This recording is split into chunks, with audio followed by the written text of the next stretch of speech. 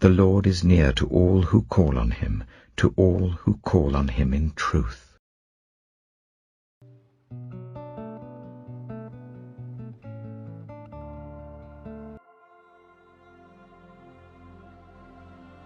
One Kings chapter 10. When the Queen of Sheba heard about the fame of Solomon and his relationship to the Lord, she came to test Solomon with hard questions. Arriving at Jerusalem with a very great caravan, with camels carrying spices, large quantities of gold and precious stones, she came to Solomon and talked with him about all that she had on her mind. Solomon answered all her questions. Nothing was too hard for the king to explain to her. When the Queen of Sheba saw all the wisdom of Solomon and the palace he had built, the food on his table, the seating of his officials, the attending servants in their robes, his cupbearers, and the burnt offerings he made at the temple of the Lord, she was overwhelmed. She said to the king, "The report I heard in my own country about your achievements and your wisdom is true. But I did not believe these things until I came and saw with my own eyes. Indeed, not even half was told me. In wisdom and wealth you have far exceeded the report I heard. How happy your people must be! How happy your officials who continually stand before you and hear your wisdom! Praise be to the Lord your God, who has delighted in you and placed you on the throne of Israel. Because of the Lord's eternal love for Israel, he has made you king to maintain justice and righteousness."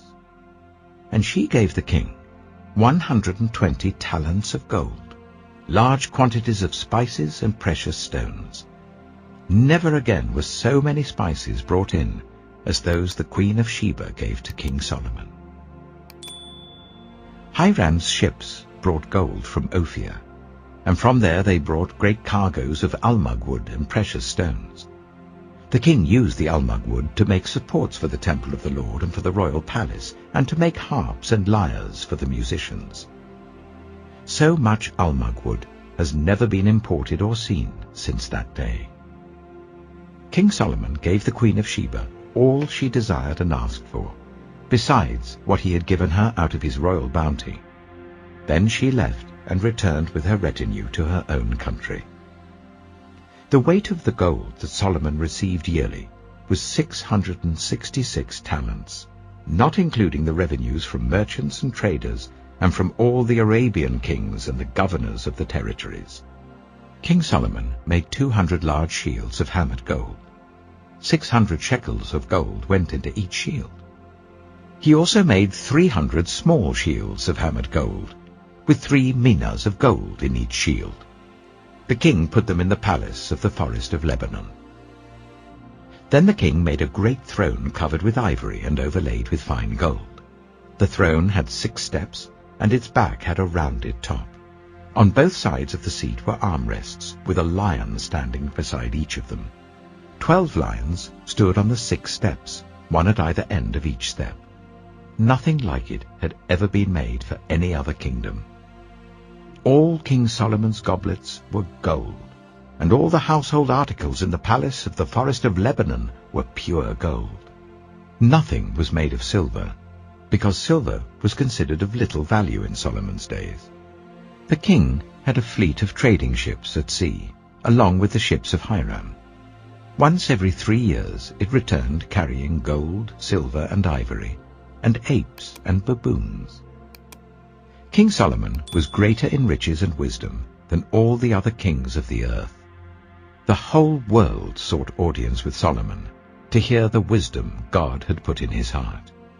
Year after year, everyone who came brought a gift, articles of silver and gold, robes, weapons and spices, and horses and mules. Solomon accumulated chariots and horses.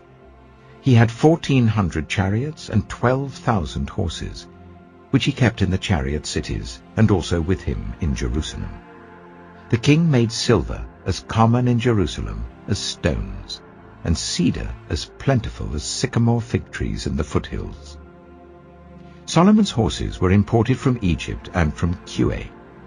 Royal merchants purchased them from Kue at the current price.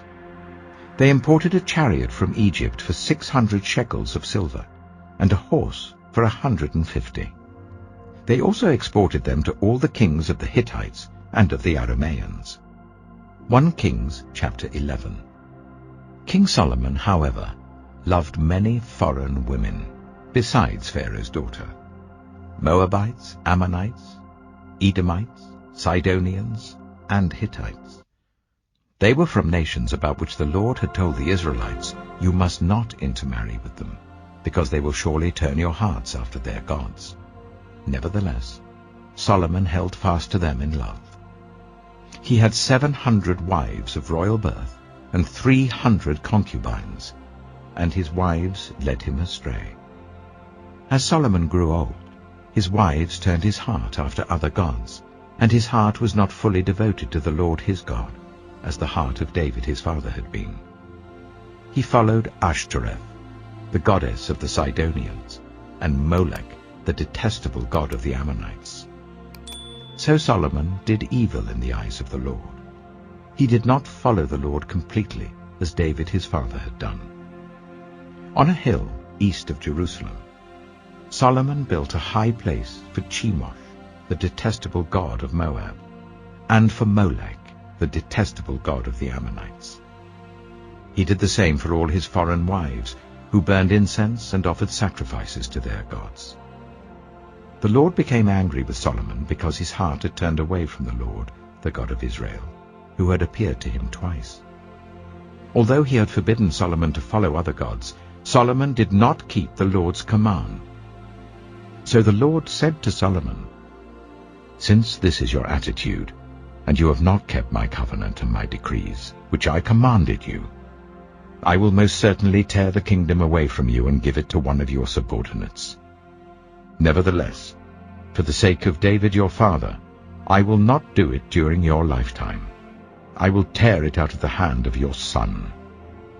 Yet I will not tear the whole kingdom from him, but will give him one tribe for the sake of David my servant, and for the sake of Jerusalem, which I have chosen." Then the Lord raised up against Solomon an adversary, Hadad the Edomite, from the royal line of Edom. Earlier, when David was fighting with Edom, Joab, the commander of the army, who had gone up to bury the dead, had struck down all the men in Edom. Joab and all the Israelites stayed there for 6 months, until they had destroyed all the men in Edom. But Hadad, still only a boy, fled to Egypt with some Edomite officials who had served his father. They set out from Midian and went to Paran.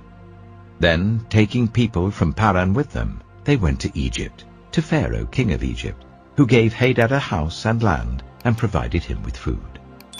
Pharaoh was so pleased with Hadad that he gave him a sister of his own wife, Queen Tahpenes, in marriage. The sister of Tahpenes bore him a son named Genubath, whom Tahpenes brought up in the royal palace. There Genubath lived with Pharaoh's own children. While he was in Egypt, Hadad heard that David rested with his ancestors, and that Joab, the commander of the army, was also dead. Then Hadad said to Pharaoh, "Let me go, so that I may return to my own country." "What have you lacked here, that you want to go back to your own country?" Pharaoh asked. "Nothing," Hadad replied, "but do let me go." And God raised up against Solomon another adversary, Rezon, son of Eliada, who had fled from his master, Hadadezer, king of Zobah. When David destroyed Zobah's army, Rezon gathered a band of men around him and became their leader.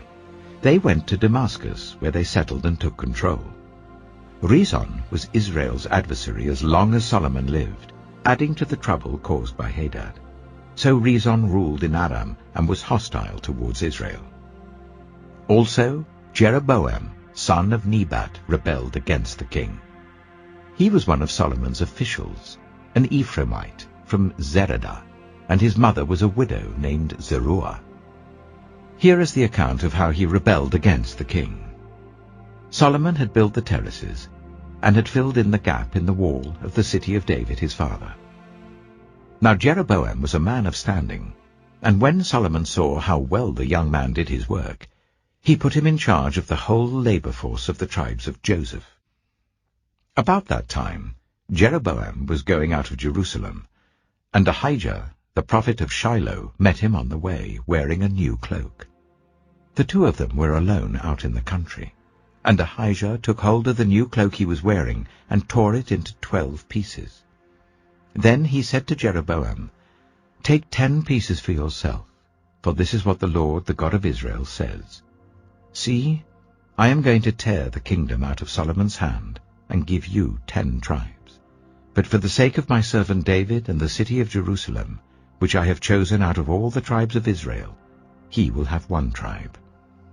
I will do this because they have forsaken me and worshipped Ashtoreth, the goddess of the Sidonians, Chemosh, the god of the Moabites, and Molech, the god of the Ammonites, and have not walked in obedience to me, nor done what is right in my eyes, nor kept my decrees and laws, as David, Solomon's father, did.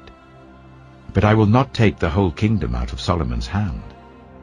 I have made him ruler all the days of his life for the sake of David my servant, whom I chose and who obeyed my commands and decrees. I will take the kingdom from his son's hands and give you 10 tribes. I will give 1 tribe to his son, so that David my servant may always have a lamp before me in Jerusalem, the city where I chose to put my name. However, as for you, I will take you, and you will rule over all that your heart desires. You will be king over Israel. If you do whatever I command you, and walk in obedience to me, and do what is right in my eyes by obeying my decrees and commands, as David my servant did, I will be with you. I will build you a dynasty as enduring as the one I built for David, and will give Israel to you. I will humble David's descendants because of this, but not forever." Solomon tried to kill Jeroboam, but Jeroboam fled to Egypt, to Shishak the king, and stayed there until Solomon's death. As for the other events of Solomon's reign, all he did and the wisdom he displayed, are they not written in the book of the Annals of Solomon?